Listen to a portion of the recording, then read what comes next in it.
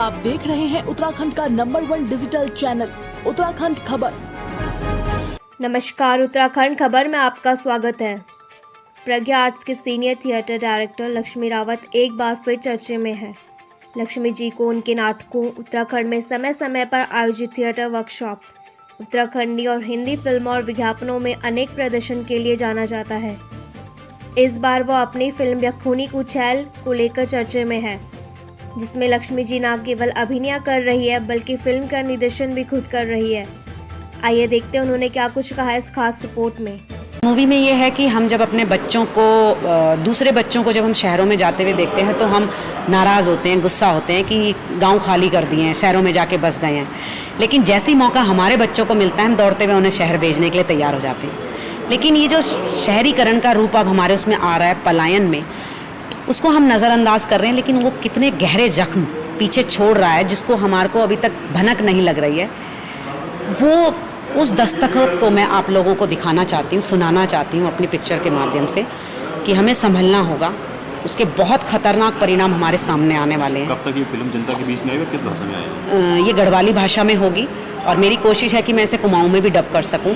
2022 की शुरुआत में ये फिल्म लोगों के बीच में हो। माध्यम से आपने पुराने जो योद्धा रहे हैं हमारे, उनका चरित्र चित्रण किया है। क्या लगता है आपको कि क्या वजह थी, क्यों हमें ऐसे करने की मजबूरी है, और क्या आपने इनके बारे में जानकारी जुटाई है अभी तक? सर, जानकारी तो मैंने जितने भी फोटोग्राफ, मैंने जितने भी वीर योद्धाओं को हमने इसमें अपने कैलेंडर में जितने भी लोगों को हमने शामिल किया, अपने वीरों को, भड़ों को शामिल किया, उन सब की जानकारी हमने पूरी तरीके से ली और मैं कैलेंडर में वो पूरी जानकारी देना चाह रही थी। लेकिन उसके बाद मुझे लगा कि अगर हम इसमें सब कुछ दे देंगे तो आदमी की क्यूरियोसिटी तो स्पेस के पहले शब्द से शुरू होगी और आखिरी शब्द पे ख़त्म हो जाएगी। हमें वो देना है जिससे क्यूरियोसिटी ज़्यादा हो, क्योंकि हमारे बच्चों के अंदर वो नहीं है। वो दूसरे भाषाओं के वीरों के बारे में तो खूब जानना और देखना चाहते हैं, मगर अपने वीरों के बारे में उन्हें एक शब्द भी नहीं पता। और मेरे लिए हैरानी की बात यह है, जब मैं उत्तराखंड के गाँव में बच्चों के साथ काम कर रही थी तो तीलू तक को उत्तराखंड के खुद के बच्चे नहीं जानते, तो शहरों के बच्चे तो मतलब ही नहीं बनता। तो हमारा ये पर्पस था कि हम इस कैलेंडर जब किसी के घर में लटकेगा तो कम से कम उसके बच्चे उन कैलेंडर को देखेंगे और माँ बाप कहीं तो अपने बच्चों के साथ उस कैलेंडर को लेके जिक्र करेंगे कि ये हमारे लोग थे। और मैं इसको बिल्कुल मजबूरी नहीं मानूंगी, मुझे लगता है कि ये हमारी ड्यूटी बनती है।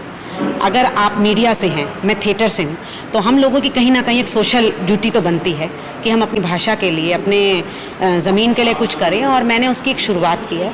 और इस बार अगले कैलेंडर के रूप में मैं अपनी शुरुआत को और आगे बढ़ाऊंगी और उसमें मैं पीछे रह गए, उत्तराखंड में रह गए बुज़ुर्गों और शहरों में चले गए जवानों को लेकर एक फ़िक्शन तैयार कर रही हूँ। और मुझे यकीन है कि उस फिक्शन को देखकर आपकी आंखों में आंसू और आपके चेहरे पर हंसी ज़रूर होगी। कब तक आप आएगी वो फिक्शन के माध्यम से वो जानकारी? सर, कैलेंडर हमारा नवंबर तक हमारा कैलेंडर मार्केट में होगा। न्यू ईयर में हम, बहुत से लोगों ने लास्ट ईयर हमारे कैलेंडर को गिफ्ट में बांटा अपने परिवार वालों को कि न्यू ईयर में हम लोग कैलेंडर बांटते हैं तो क्यों ना हम उत्तराखंड का बांटें, और ये मेरे लिए बहुत बड़ी बात थी। तो मैं लोगों की डिमांड पूरी नहीं कर पाई और इस बार हमारी पूरी कोशिश है कि हम उनकी डिमांड पूरी करें। और कैलेंडर के माध्यम से इस बार मेरे साथ 2 लोग जुड़ रहे हैं। मेरे को जो इसमें मदद कर रहे हैं, आपने रतन असवाल जी का नाम सुना होगा, असवाल एसोसिएट से हैं वो, और पलाने एक चिंतक के संस्थापक भी हैं। और दिल्ली से हमारे हैं संदीप शर्मा जी, जो दामोदर हरि फाउंडेशन के संस्थापक हैं, और उत्तराखंड के लिए ये दोनों ही पर्सनैलिटी जो हैं बहुत काम कर रही हैं, और ये दोनों ही मेरे साथ इस प्रोजेक्ट में। उत्तराखंड खबर के लिए कैमरामैन प्रदीप भंडारी के साथ किशोर रावत की रिपोर्ट।